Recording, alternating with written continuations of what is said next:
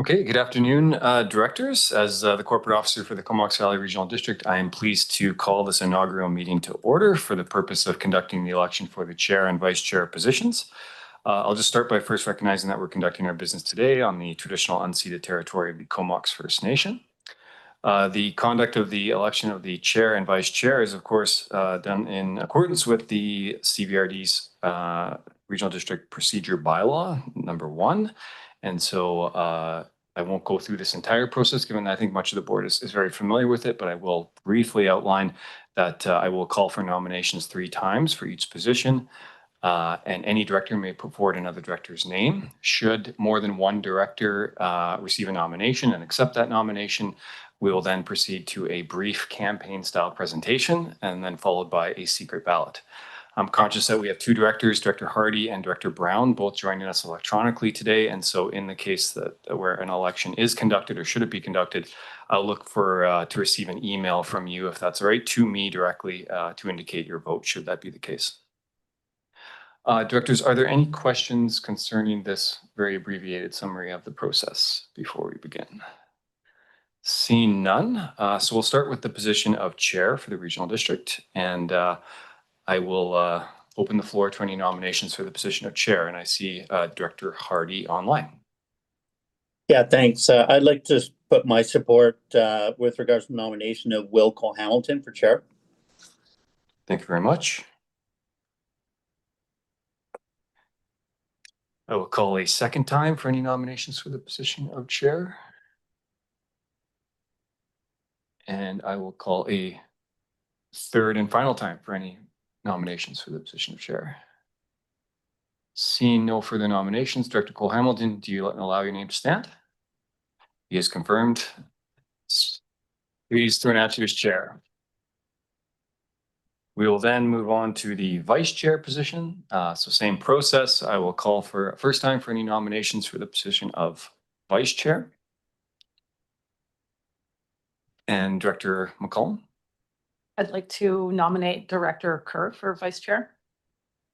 Thank you. I will call a second time for any nominations for the position of vice chair. And I'll call a third and final time. Seeing no further nominations, Director Kerr, do you allow your name to stand? He's confirmed, so thank you very much, and I'm pleased to announce you as appointed. All right, so with that, there's no ballots to destroy or other business to proceed with, so I'll turn matters over to Director Cole-Hamilton.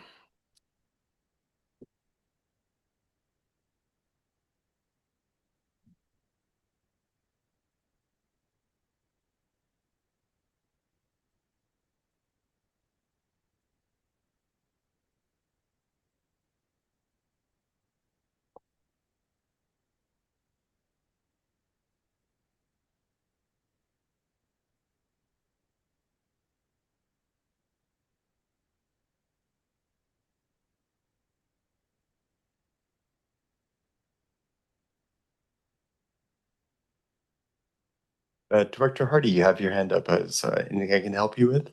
Yeah, thanks, Chair. I just wanted again, before you put forward some opening remarks, I just wanted to recognize the hard work that you and Director Kerr have done over the last year with your positions, and I pass on my condolences to you as chair and vice chair over the next year. Thanks.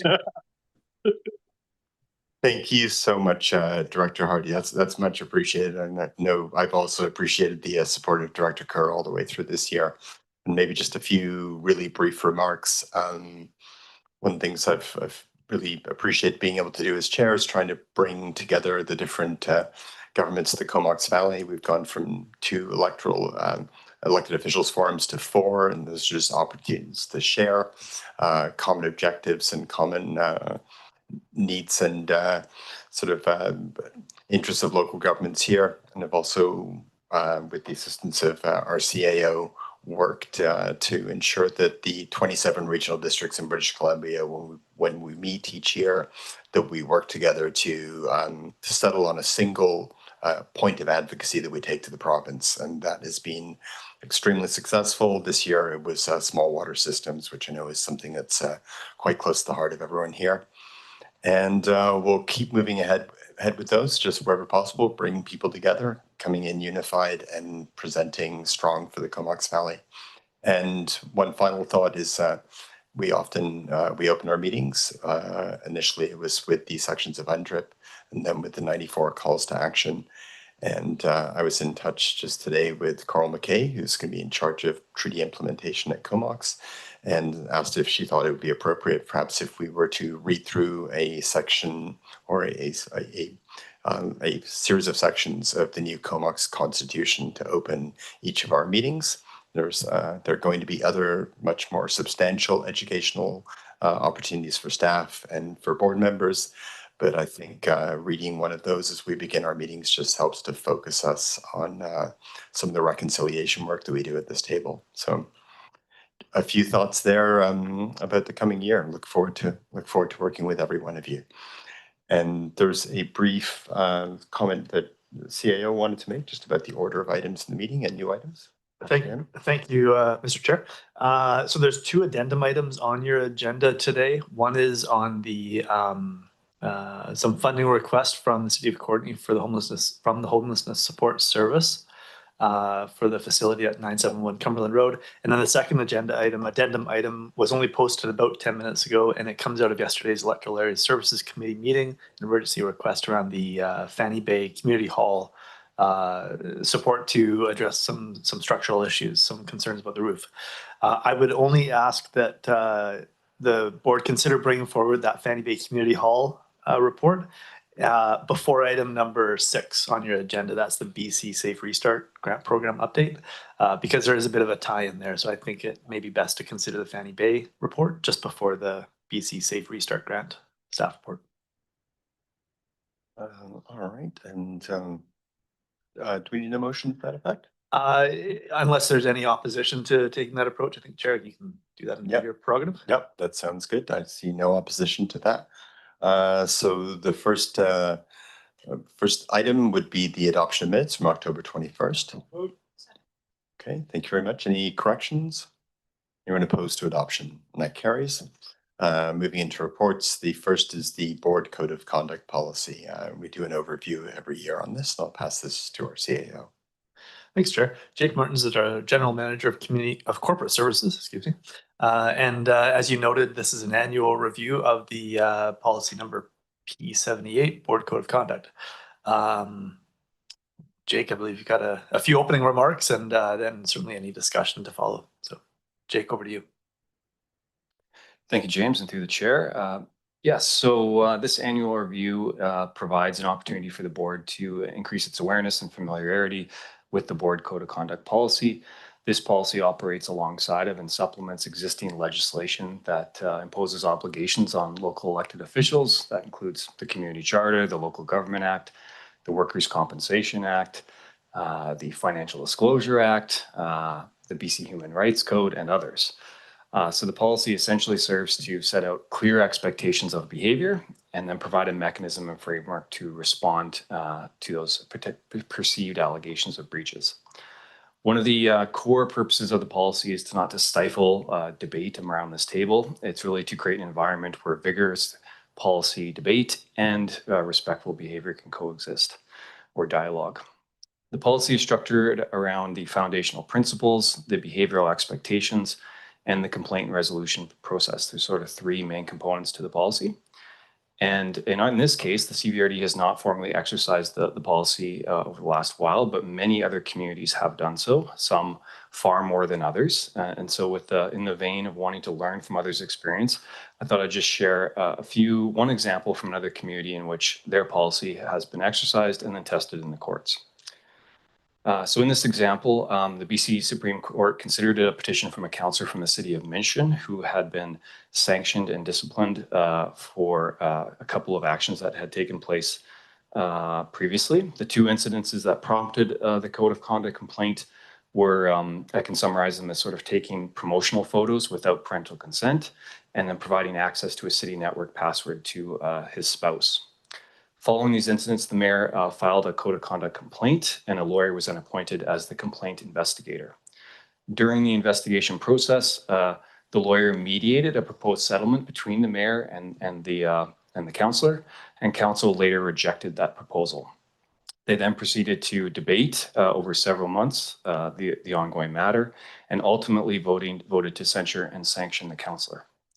The Supreme Court, in hearing the case, found serious breaches of procedural fairness in the process and ultimately quashed council's decision. The breaches included the complaint lacked necessary detail and failed to meet the code's own requirements.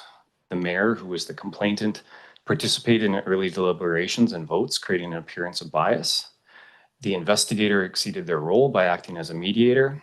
The petitioner was denied access to key evidence and full disclosure, and no reasons were given for the decision to censure and sanction. These findings are generally addressed by our own, the CVRD's complaint resolution framework, which provides for clear informational requirements. So we outline clearly what must be included in a complaint for it to be accepted. Secondly, we identify clearly the roles of the solicitor and the third-party investigator that the process provides for. So there is no ambiguity about what role the solicitor and the third-party investigator can take. Thirdly, the requirements and timelines for the disclosure of documents are outlined clearly in the policy. So in this case, in the City of Mission, they were provided only days before the hearing in which that decision by council was being made. Ours provides for a much longer time frame. And lastly, our overall policy provides an overarching requirement that all the proceedings must be in compliance with the rules of procedural fairness. So we're not suggesting any amendments at this point based on this decision, but did want to bring this to the attention of the board. And we also raised that the province has signaled over the last number of months some interest in updating their standards legislation. And so we'll wait to see what comes of that. Unless there's any questions, Mr. Chair, that kind of rounds out the summary of that. Great, thanks very much, Jake. Not seeing any questions. Go ahead, Director Moran. Thanks, Chair. Just a comment. I really appreciate that example, Jake. I'm sure they don't appreciate that necessarily, but I was thinking about this when I saw it on the agenda, and I think this board, in my opinion, has functioned really well together. I would say that it's actually even improved. I think, you know, maybe a few years back, not that there was anything identifiable in terms of code of conduct, but I think just the way people interact, I think, is even more positive, even when there are disagreements. So I'm glad that we haven't had to really test the code of conduct. But as Jake mentioned, looking around the province, there's some pretty significant problems in many councils and boards, and it's just great that we aren't encountering that, and that we do have this excuse me, strong policy to back up any concerns that might happen.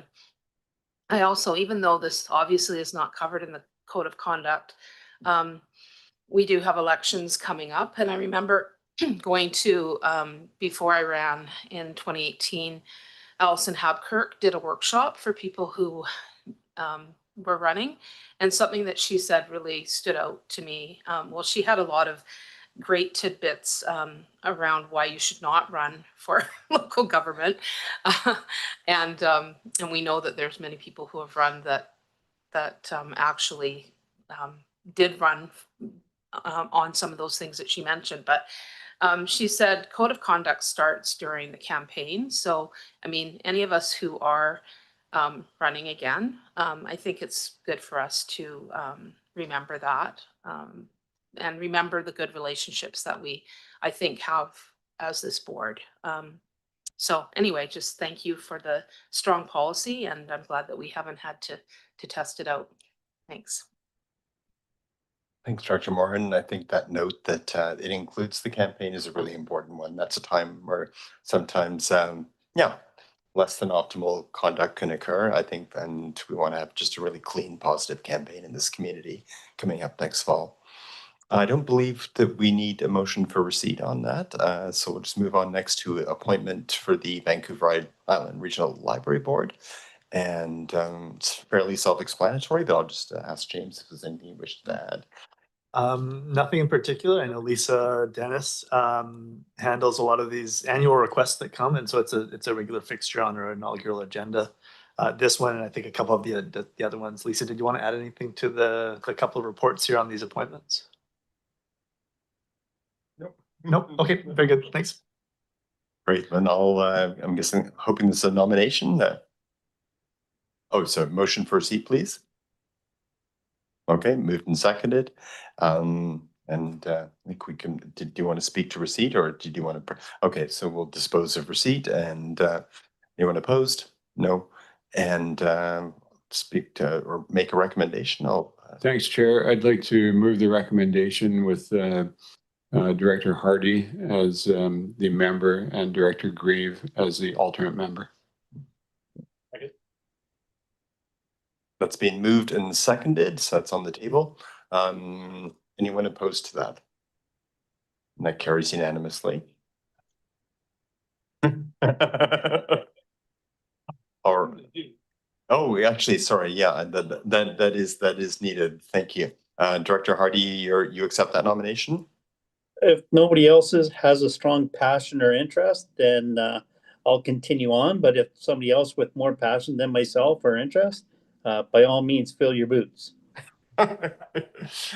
Thank you for that. We appreciate the work you've put in over the last year and your willingness to continue with that. So congratulations as our new representative for continuing. And next is for the Municipal Finance Authority, a motion for receipt initially, I guess. Okay, thank you very much. We'll now dispense with receipt. Anyone opposed? That carries. And if someone cares to make a nomination. Director Morin. Thanks, Chair. Yeah, I'll nominate Director McCollum and as the main representative, and then Director Grieve as the alternate. All right, that's been moved and seconded. Any comments? Do you accept the nomination? And do you appreciate your serving on the executive as well as a director of MFA? That's been a great contribution. Anyone opposed? And that carries. Thank you both. Update to appointments to the Municipal Insurance Association of BC. Thank you very much. Any questions on receipt? We'll dispense with that. Anyone opposed? And that passes. Okay. And I accept that nomination. Anyone opposed to the recommendation? It's been moved and seconded. And that carries. All right, and we are doing, the new item is after 5, if not before 5. Thank you. So next is Community Partnerships Policy and Communications Plan. This is for receipt. Okay, excellent. And I'll pass this over to our CAO. Thank you very much. And we have Michelle Hebert, Social Planning Coordinator, and also Lisa Kilpatrick, our Community Development and Resilience Manager, here to present on this particular staff report on a proposed community partnerships policy and communications plan. So Lisa, I think you're kicking off the presentation. Thank you. Lisa Kilpatrick. Good evening, through the chair to the directors. So tonight we're bringing forward the request on the for the community partnerships policy, as well as the community partnerships communications plan. So as we all know, community partnerships is a significant driver for CVRD, and I think in many ways it's been a bit of an unsung aspect of the hard work that the board does. Community partnerships can have a significant positive impact on the community. Many organizations and many demands, however, increases the demand on CVRD resources, and these increasing needs and requests are not going away. So what the policy does is it presents a consistent, transparent, and equitable process through which staff and board can consider the requests that are coming forward. So if we look forward to the policy, there's just a few things that I want to highlight here, and then we can open up for questions on the policy, and then Michelle will move into the discussion around the community partnerships communications plan. So the policy is specifically designed to align with our other CVRD grant policies. It does not in any way apply to, or is it intended to replace existing grant programs, processes, and service agreements. This is very particular to the requests that come forward to staff or the board around community partnership opportunities, seeking support of CVRD resources to provide a positive impact in the community. The policy supports a consistent and equitable process for decision-making, consideration of the appropriate sustainable allocation of staff and financial resources, the clear understanding of roles, responsibilities, and limits to CVRD involvement, compliance with our applicable legislation within our jurisdiction, and transparent communications reporting to the public and demonstrated accountability to taxpayers. So as we look to the policy and the implementation of the policy, we consider internal conditions. Those are things that are in relation to CVRD's operations, such as things the request that came forward is their alignment with CVRD services, our strategic drivers, regional growth strategy, and other CVRD and board priorities, strategies, and plans. The timing of requests is another example in relation to deadlines, budget, and election cycles. And also there's a consideration of other support that's already provided by CVRD and other member municipalities to the requesting entity. We also want to take a look at external conditions. So what type of entity is making that request? What is the capacity of that entity? What's the presence of any risk management, insurance, or fiscal controls within that entity? And when I say entity, I just want to back up. That entity, we have had nonprofit organizations that are both societies and charities approach us.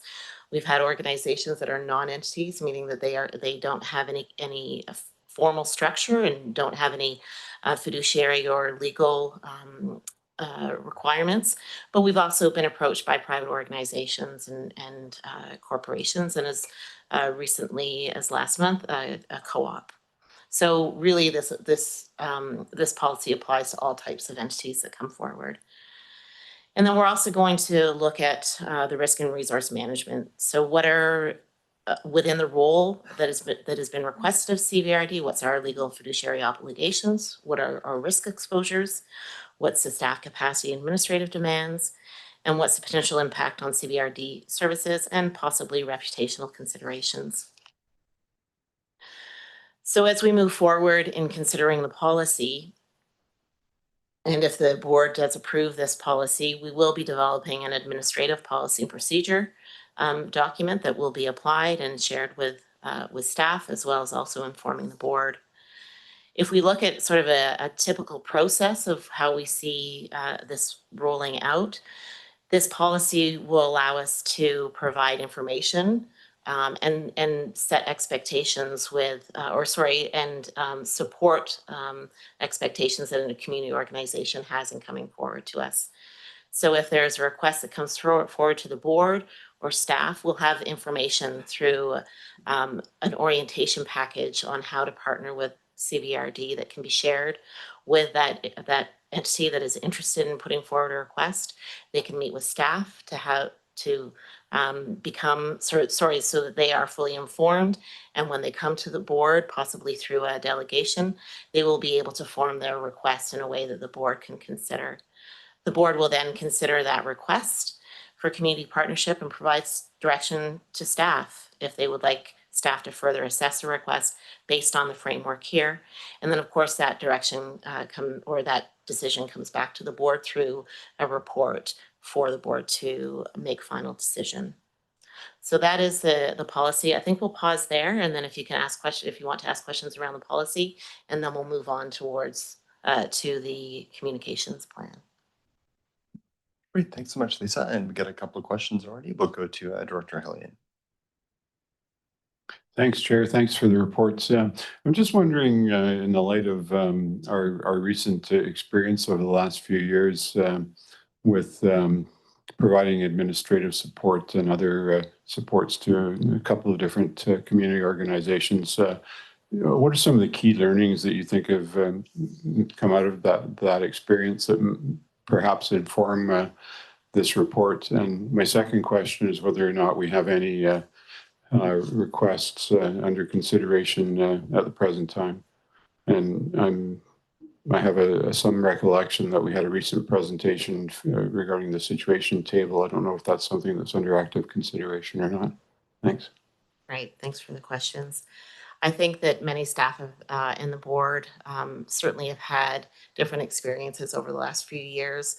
I think one of the lessons learned is really around taking the time to assess the capacity, our internal capacity, to determine if the role that is being requested of CVRD is in the realm of possible, and recognizing that there's other priorities that the board have. So I think that's a big lesson learned. I think also ensuring that we're engaging with organizations or entities that would like to bring forward a request, to ensure that they have realistic expectations. I think sometimes there's a lot of eggs put in one basket. And so I think if we can be really transparent and provide information ahead of time, they'll come with a request prepared, but they'll also have realistic expectations in terms of time frame, because we have one of the lessons learned is that organizations are coming sometimes at very late. Certainly if they're asking us to apply for funding on their behalf as one potential role, there's very little time for us to actually be able to adequately prepare. And so we tend to have to push other things off our desk to be able to do that.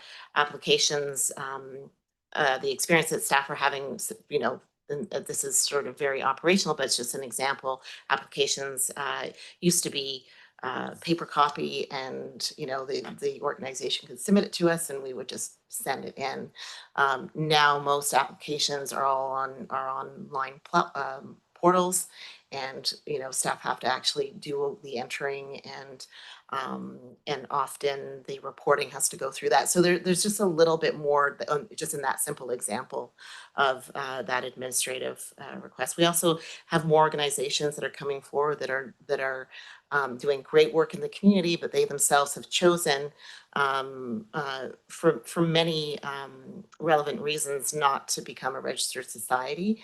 And so the recognition within that when an organization comes to us to apply on their behalf, that project in effect becomes a project of the CVRD from a legal and fiduciary responsibility. So, just being able to assess what those actual risks, whether they be real or perceived, may be as an important, again, just as part of that process for us to be able to go through and take some time.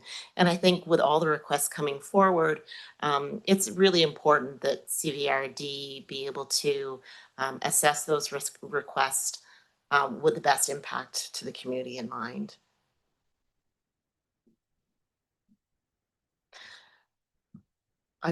I don't think we have any current requests under consideration at this time.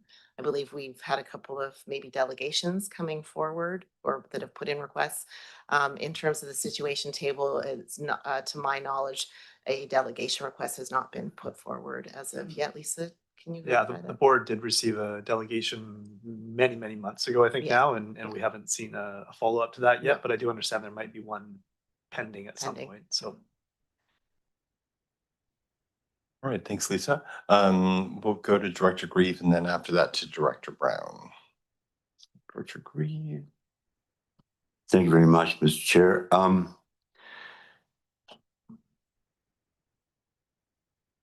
Sometimes, especially when you refer to the electoral areas, some of these groups, although they have laudable goals, aren't the best organized.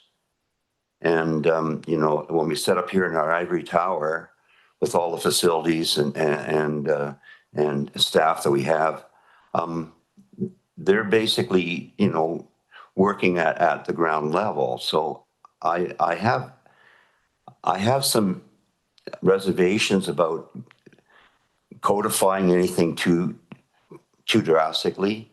I think we have to look at things on a case-by-case scenario. Not all of it fits the pigeonholes and checks the boxes that we're used to doing at our level. As you say, some are not.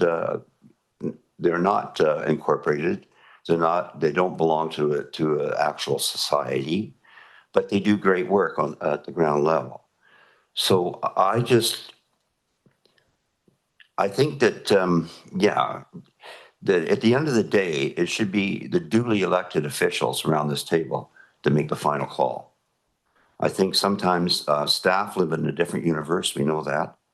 And it's just, that doesn't translate easily into what's really going on with some of these organizations. So, you know, I do have an issue around making things too perfect. You know, I mean, the purity factor. So maybe there's some things that don't necessarily align with some of our values, but they're still good work.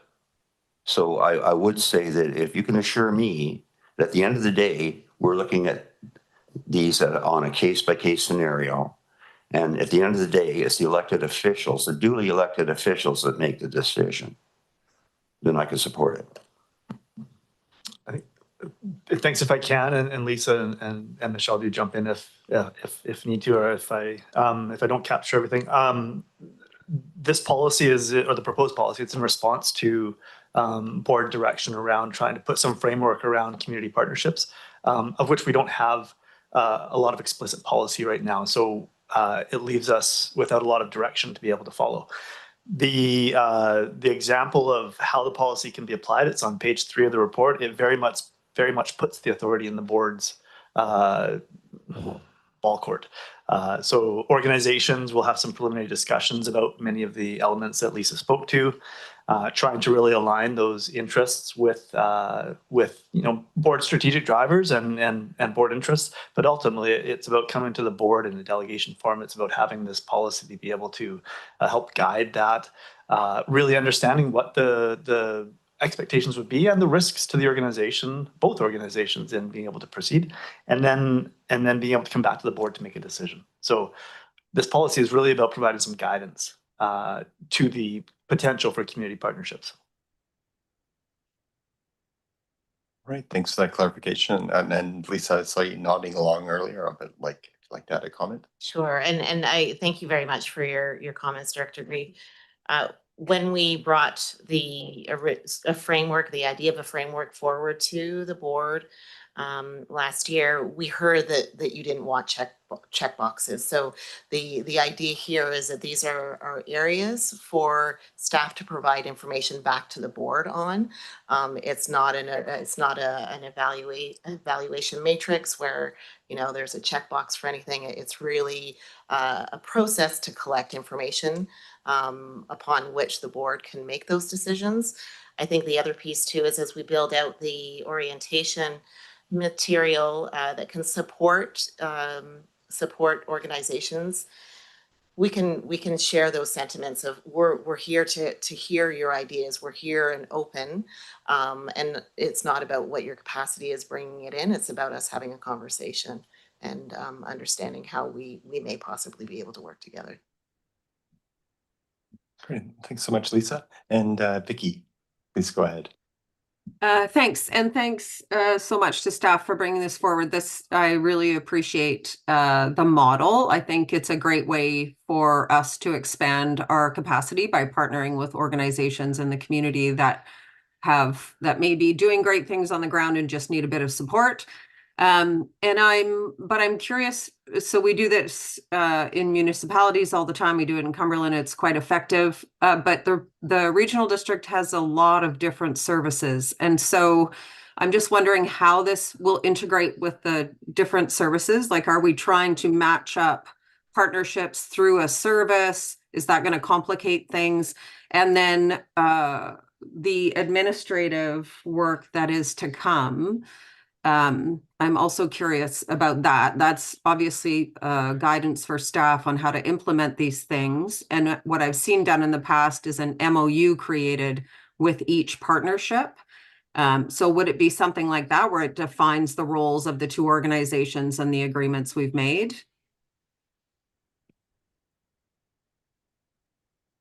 Thanks for your question, Director Brown.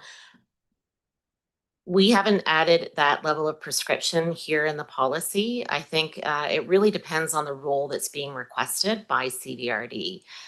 So for example, a role could be that a community organization or group would like us to convene a conversation.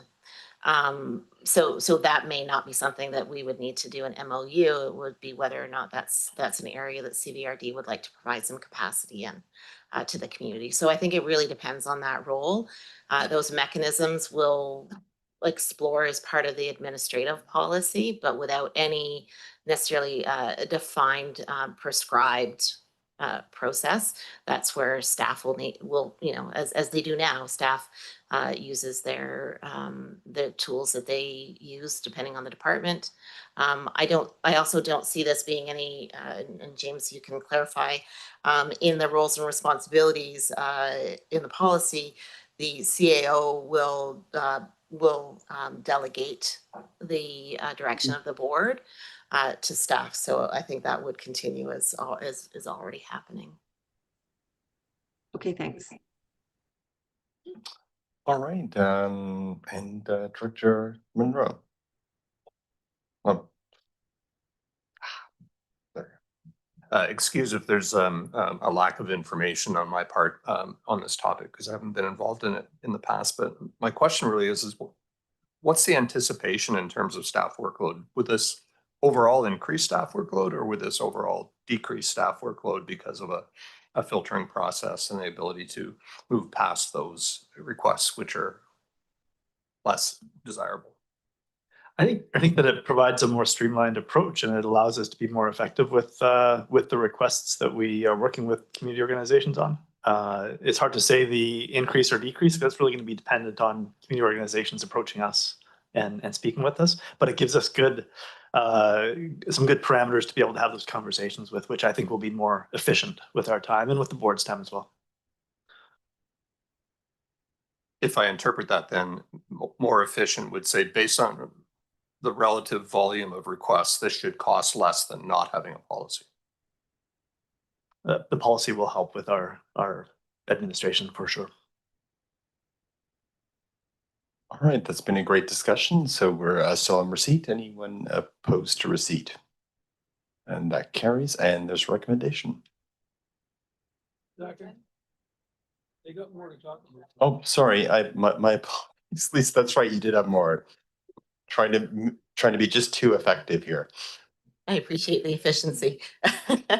So we've spoken a little bit about the communications plan, but I'd like to pass it over to Michelle just to provide you a little bit more information on what that is and how that would roll out.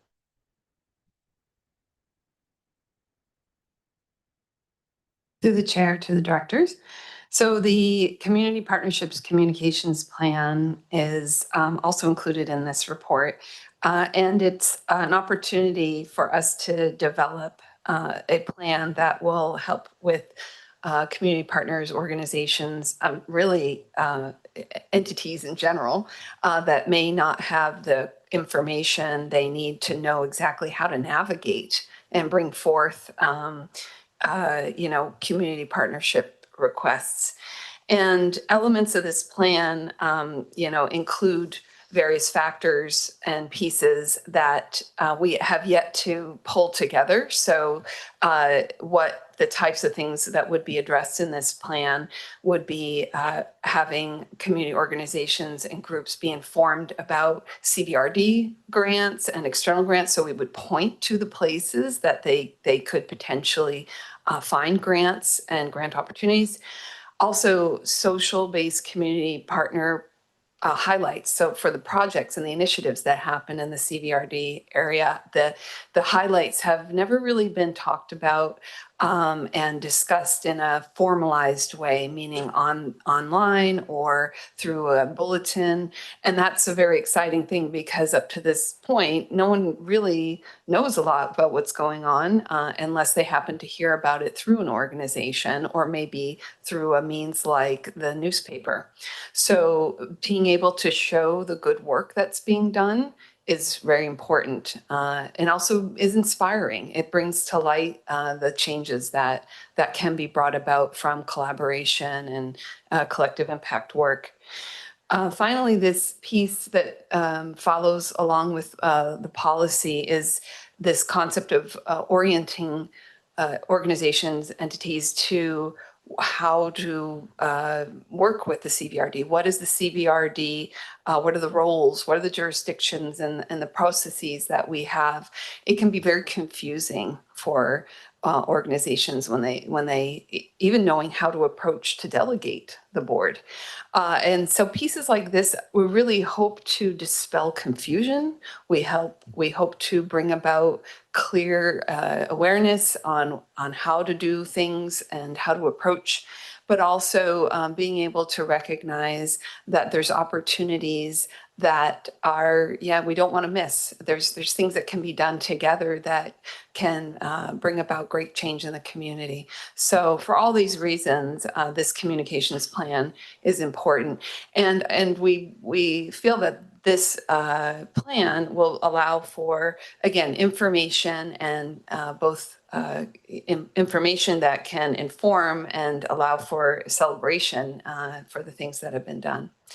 So with that in mind, I'm open to answer questions on the development of this type of plan. All right, thanks very much. Just opening the floor up to those in the room and online. Any questions at all? Looks like that was incredibly comprehensive. There are no questions. So at this point, I think we can dispense with receipt. Is anyone opposed to receipt? And that carries, and there's a recommend. Thank you. Moved and seconded. Any comments on the recommendation? Is there anyone opposed to the recommendation? And that carries. And now we'll go next to one of the added items, the Fanny Bay Community Hall emergency repair funding options. Thank you very much. All right, and I'll pass this over to staff. Thanks, Jared. Thanks to the board for considering this late item. Lucy Wachark, our Chief Financial Officer, will walk through some of the financial options here. This was a topic at yesterday's Electrical Area Services Committee meeting where the Fanny Bay Community Association presented as a delegation and identified some emergency roof repairs that would be needed to maintain viability of the building. The staff report focuses on those options, those financial options, with the recommendation as presented there on the agenda. So Lucy, I think you've got a couple of opening remarks just around those options. Thank you. Thank you so much. So through the CAO and the chair to the directors.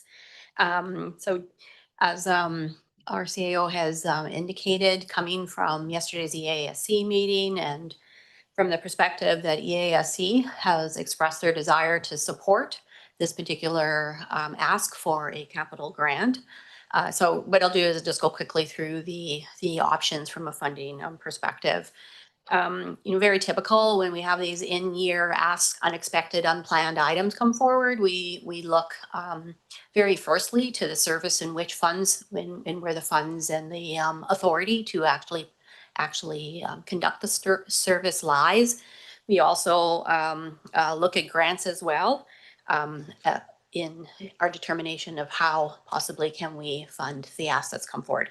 So first of all, from a 2025 budget perspective and the reserve fund perspective, it's very typical to go to a services FFE reserve, as you all are aware, to deal with unexpected items. And the unfortunate piece with this particular service is that they have a balance in their future expenditure reserve of just over $17,000. So there's not enough dollars here in order to support this particular ask. In the report and for the we have along the way indicated that in the budget, the current budget, there is $10,000 that we can reallocate to this use. However, it still leaves us short. Long and short is Financial Services takes a look at the option of using Service 672 to fund this.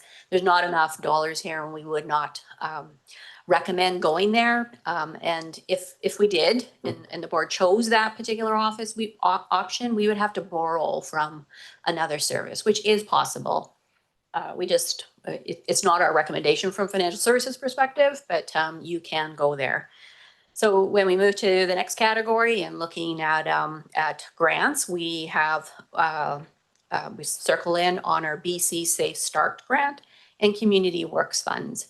So it was one of the reasons why EASC did ask that, because we do have the BC Safe Restart Grant Update Report that's here at this table today, that maybe there's a potential to use that particular grant. So we've added some additional information in this particular report around it. But mostly from the perspective of generally the purpose of that particular report was to help local governments to come out of the effects of COVID on us. So that was its main purpose of its grants, of that particular grant. They do also provide to us, as they do most often from grants that come forward to us. So when you want to use this money from a capital perspective, then oftentimes it does come with some other language around restrictions. So it is, as I was saying, the grant, the BC Restart grant, is primarily to be used for operational impacts.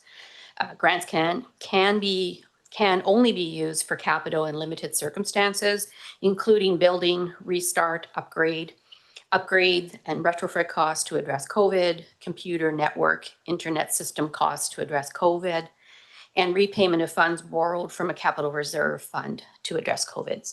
So that's the additional information that we have from that particular grant stream on whether or not this is an eligible amount, an eligible use for that particular grant.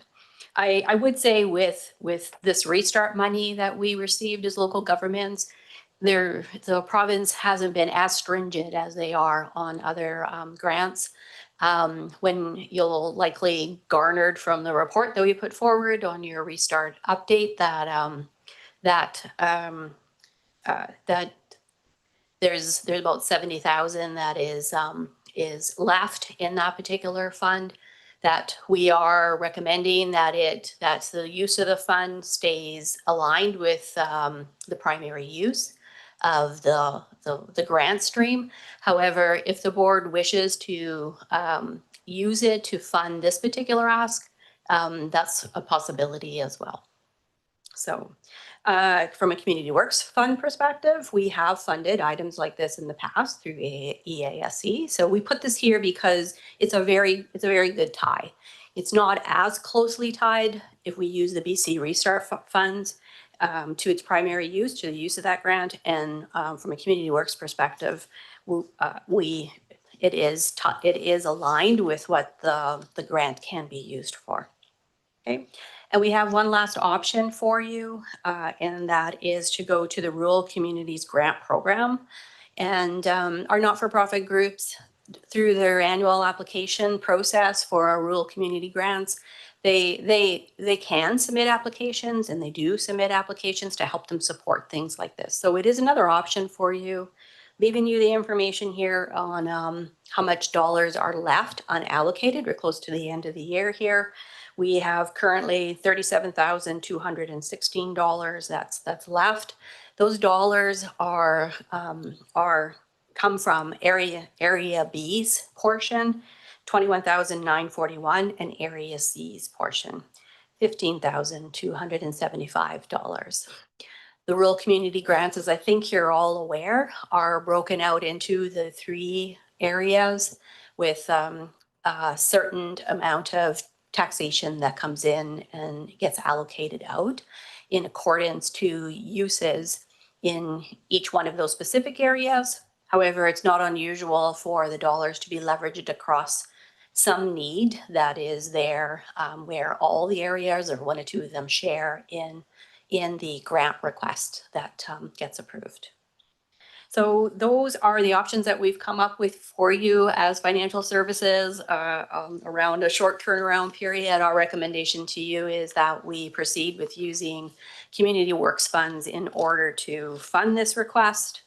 And that is to the tune of $37,400 to come from Community Works funds, and that coupled with the $10,000 that we feel that we can use within the existing budget will allow for that $47,400 capital grant to go out to the Fanny Bay Community Association. And with that, if there's any further questions, myself or Doug in any details are happy to answer. All right. Lucy, thank you. And thank you for the extremely fast turnaround from yesterday morning's meeting to today. This is really comprehensive. Are there any questions from directors? I think we're still on receipt. Director Helene? Thanks, Chair. I just wanted to say that was an exhaustive list of options, and I would have been happy just to speak to the recommendation and approve it. Thanks. Well, then perhaps we can dispense with receipt, or go ahead, Director Monroe. No, I wanted to chime in a little bit and just say thank you for that exhaustive analysis, and we do believe that you have come up with a great solution. And option number 5 that wasn't listed there would be close the Fanny Bay Hall for the winter, and that was just not going to be a pleasant thing to contemplate. So thanks to staff for the great work on this. All right, well, I think we'll dispense with receipt, and Director Monroe, if you want to move the recommendation, you're more than welcome. Okay, excellent. Thank you. Any questions, commentary on the recommendation on the floor? Anyone opposed? All right, that carries. Thanks, everyone. There's a really rapid response.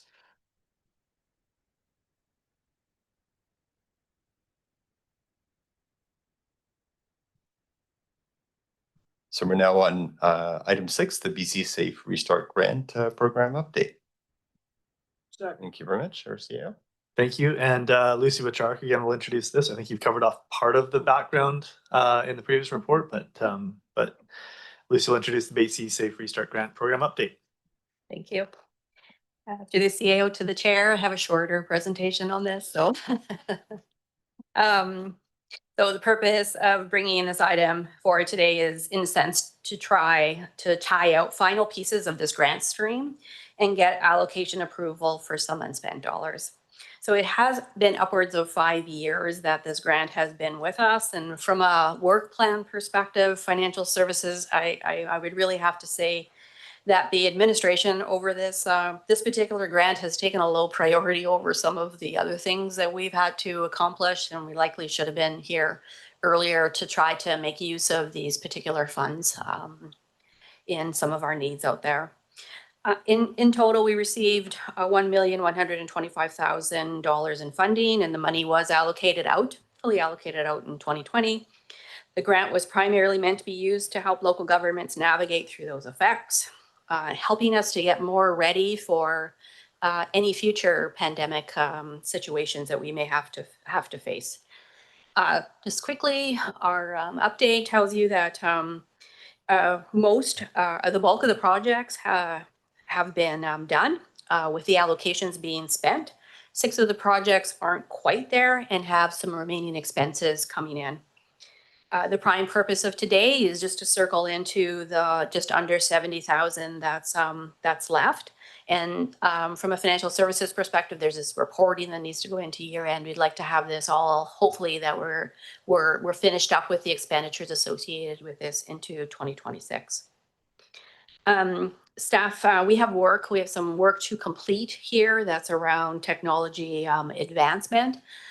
Circled, a big part of it circled into this desire, if I understand it correctly, I wasn't here when you allocated the funds, for even our community to be able to interact with us in electronic government services. So that's part of the aim of this remaining work that's here to be done, and advancing ourselves internally from a technology and a digital perspective is what gets us to there. So that's in essence, and in a nutshell, some of that work that remains. So just circling back into the funds that are unallocated, and by considering alignment with the grant purpose and keeping with that theme to have our CVR departments operate more in a digital way, we did come back and make only one recommendation for the use of the rest of the fund, and that is to advance on the space where we want to have our fire halls more connected into our networks. So high level estimates that we have out there is that for 5 fire halls, that may take upwards of 150,000, but we did absolutely feel that if this allocation gets approved, that the 70,000 that's here will will help us with advancing that work. So if the board is okay with that particular use, staff will just take this away, update our costing, figure out how this may happen, prioritize the halls of which ones we would do first, and within a certain amount of money that we have. And I am imagining, since we're so close right now to the end of the year, that if this is advancing in that way, that we would just roll that next iteration of how do we do this into your proposed budget. And then as we come forward to EAFC with those fire budgets, that we would address it then to give an update on how we are feeling we can proceed with it or not proceed with it, et cetera. And complete discussions around getting full approval to do that work at that time. So that's the end of my presentation, and happy to answer any questions. Thanks very much, Lucy. I'm just looking around to see if there are any questions or comments. And seeing none, I think we'll dispense with receipt. Anyone opposed to receipt? That carries, and there is a recommendation. That's moved and seconded. Any questions or comments on that? Anyone opposed to the recommendation? And that carries also. Thank you very much, Lucy. Appreciate that. Next, Comox Valley Transit Management Advisory Committee. These are minutes. Okay, moved and seconded. Any questions on the minutes? Any opposed? That carries. Next are the minutes from the elected officials forum from. Great. Any questions on those? And that carries. Anyone opposed? And that carries. Let's see, Rec Commission, October 21st minutes. Any corrections? Anyone opposed? Carries. Regional Parks and Trails, October 21st. Thank you, Ken. I think I heard a seconder. Okay, great. Dr. Hillian. Any edits, changes? Anyone opposed? That carries. And then ESC, November 3rd, yesterday. Okay, moved and seconded. Any questions? And anyone opposed? That carries. And there's a recommendation. It's a vote of the areas. Okay, thank you very much. And seconded. Vote of the areas. Anyone opposed? That carries. Okay, we'll move to bylaws. And this is for adoption. Bylaw 893, Graham Lake Water Service. Excellent. Anyone opposed? That carries. 894. Thank you. Anyone opposed? And that has reached final adoption. And then we have one more item, I believe, which is an addendum, which is the City of Courtenay Temporary Winter Shelter Funding Request. Thank you very much. Is there anyone opposed to considering the addendum? Thank you very much. All right, and I'll pass it over to our CAO, James. Thanks, Chair. Yeah, again, thanks to the board for receiving this as a late item on the agenda. Lisa Kilpatrick has assisted in preparing the report, and I think we'll be speaking at a high level to the report, though I think that's fairly self-explanatory. I also want to recognize Jeff Garbett, City Manager for City of Courtenay, who's in the audience, and may be able to contribute to the discussion as we go along. I see him nodding. So Lisa, I'll turn that over to you at this point. Great, thank you. Through the chair to the directors. As James stated, we've received a letter of request from the City of Courtenay, and the request is asking for $100,500 in one-time capital costs, as well as $75,900 annually over 3 years for community safety and integration costs. So this shelter at 971 Cumberland Road last year was opened as an extreme weather response shelter, and the city has been successful in securing BC housing funding under the temporary winter shelter program. And so what this will allow is for the shelter to be open daily throughout the whole entire winter season, which is great news. The City Council has identified a few conditions on which the shelter can be opened, which require these capital costs as well as the community safety integration costs. And so that is the request that's come forward to CDRD. I want to make a note that in the report, it does say the town of Comox has been approached for funding support.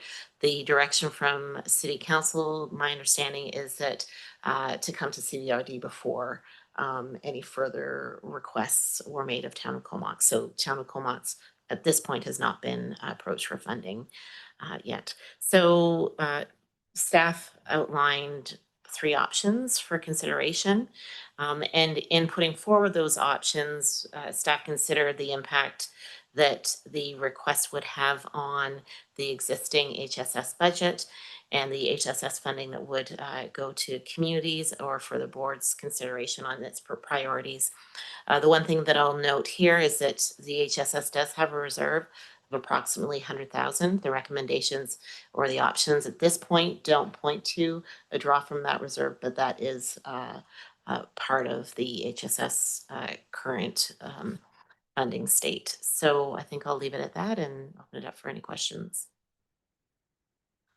Great, and thank you, Lisa. And I just wanted to say, just really appreciate the collaboration between the 2 jurisdictions to make this move as quickly as I know the letter was received on Friday, and Lisa, you were turning around another report on short notice. So thank you for that, and staff here for responding as quickly as possible to Courtney's request. And I'll see a few lights on. I'll send it to Director Hillian to start. Thanks, Chair.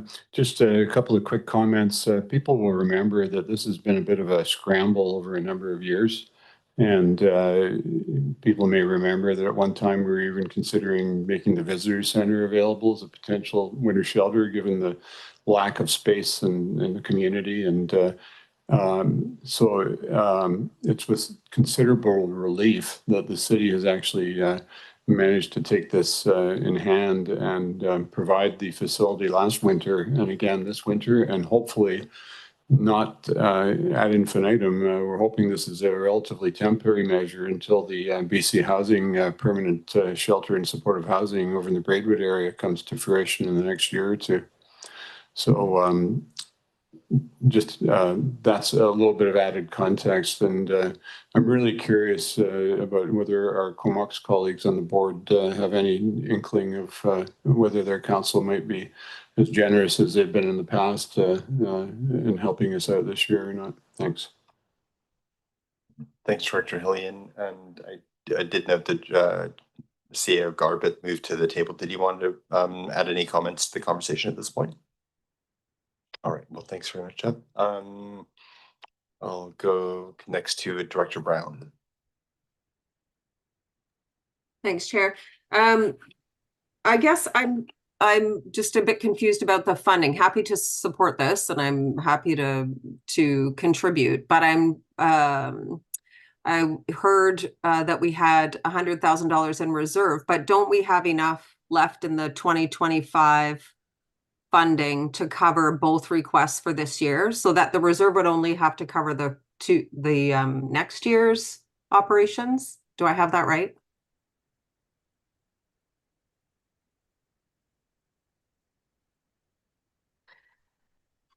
So there is currently sufficient funding within the remaining HSS budget for this year. Staff was in the options just certain to point out that the board had allocated $300,000 for funding to go to community organizations. So the recommendations that were put forward just acknowledges that that amount would be decreased if the full amount was supported through this through the recommendation. So there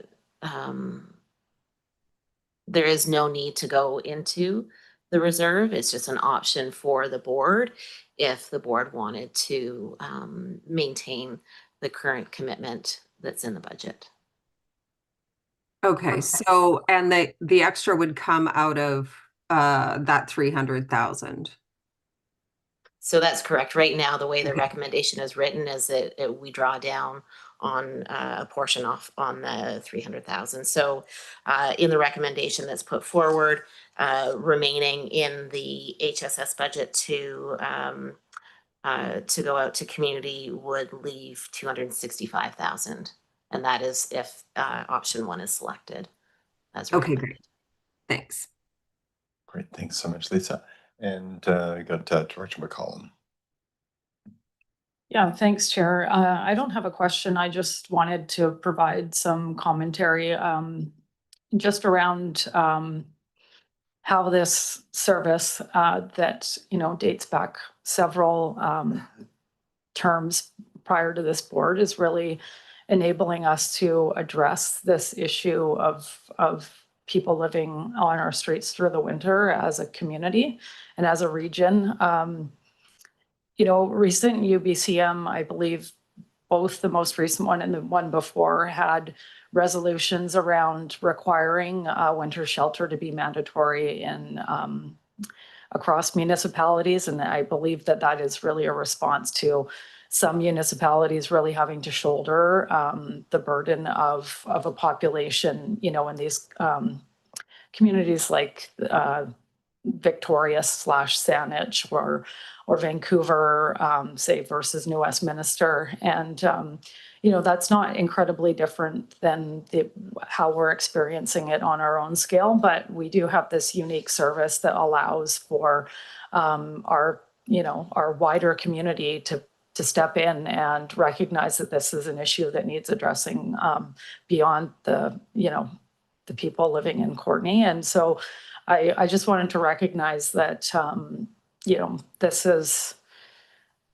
this is a really unique thing that was put in place a number of years ago. And I just want to recognize that I appreciate the support of the rest of the board in ensuring that we're addressing people having a safe and warm place to be over the winter months. BC Housing is obviously providing funds for the operator, but it doesn't provide for the entire cost of doing this. And I just want to recognize that we've set ourselves up in a good way to respond as a group. So thanks. Thanks, Director McCollum. And Director Brown, you had another comment. I just appreciate those comments, and also wanted to say that obviously the Village of Cumberland has no such capacity to deliver our own shelter. And we know we have people in our community who do not have a safe place. And through this service, we are contributing to support those people who are headed into Courtenay for services beyond this at times as well. But this is the only way for the Village of Cumberland to provide this service. And so we appreciate that the City of Courtenay is willing to deal with the myriad of consequences that come with providing the service in their municipality. I'm just happy to support and looking forward to Comox contributing as well. Thanks so much, Director Brown, and go to Director Morin. Great, thanks, Chair. I appreciate the discussion. I think we're very fortunate that now that the City of Courtenay has provided this space, that we won't be scrambling like we have in past winters. But I did want to bring up, because there may be community organizations and others who are watching or will tune in around the lower allocation to the community organizations. My understanding is that we still have full funding for the projects that I believe are coming forward soon, and our commitment to the community organizations. But we did bump it up a bit last year. So I just want to make sure that that is covered, and we do have that reserve, I guess, if there was something extra. I just want to make sure that the community organizations don't feel like they're being shorted in any way, because they're providing valuable services as well.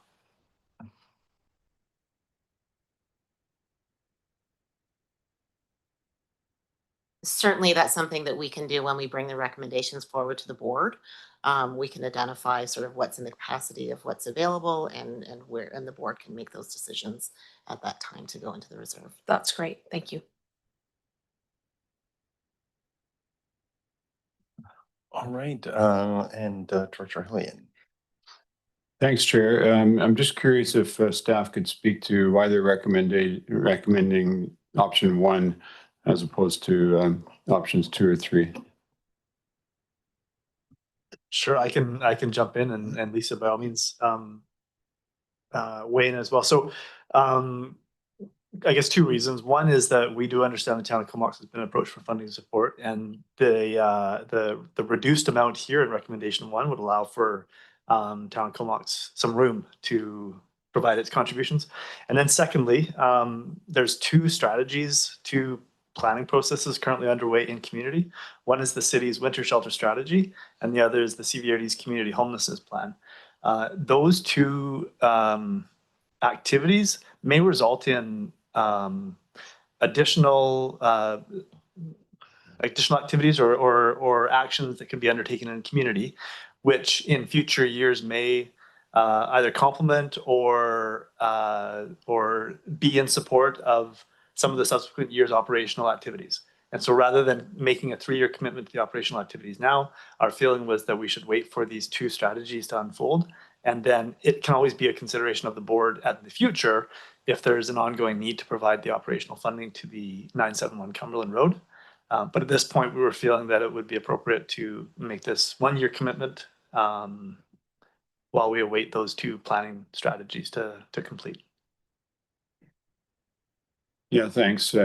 Just to say that without knowing the Comox response, my inclination would be, when it comes to the recommendation, to actually move recommendation 2. All right, thank you. And we are still on receipt, so perhaps we'll move on from that and allow recommendations to come to the floor. Anyone opposed to receipt? Oh, do you want to speak first? Just a second, I'll just get your mic on. Yeah. Some of the additional money for the community safety and integration costs, I see as also really significant to the success and the community support for this. This has made the difference in past years.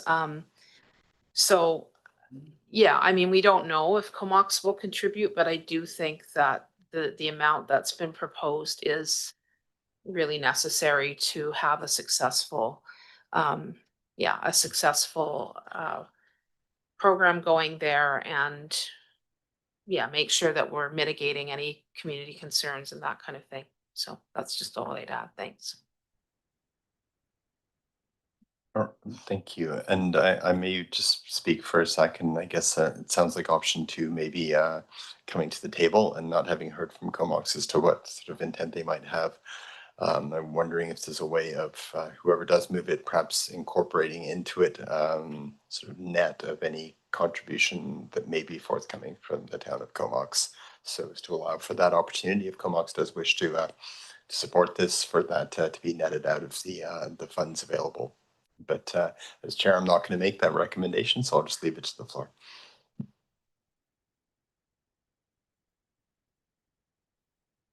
Right, sorry, I thought we had to dispense with receipt. Anyone opposed to receipt? And thank you. And then Director Hillian. Thanks, Chair. I'll move option 2, subject to any contribution coming from the town of Comox, which would potentially reduce option 2 to option 1.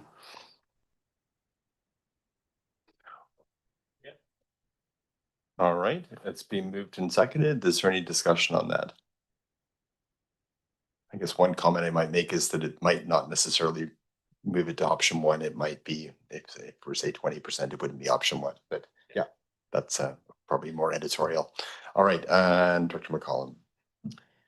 Yeah, just wondering if there is further clarification needed, like if there's a timeline in terms of budget and allocating these monies, that